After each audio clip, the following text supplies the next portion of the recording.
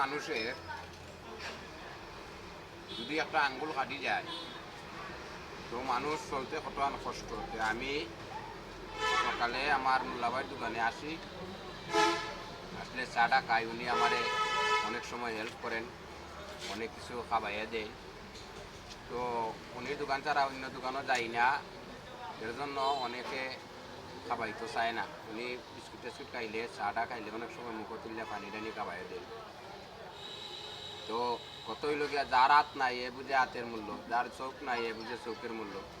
আমার লাগি সবাই দোয়া করবেন বেশি বেশি কইরা, যাতে আমি ভালোভাবে চলতাম পারি এবং আমার 2 ছেলে 1 মেয়ে তাদেরকে নিয়ে যাতে আমি সুন্দর করে আমার ফ্যামিলিতে আমি মেনটেন করে চলতাম পারি আর কি। আসসালামু আলাইকুম।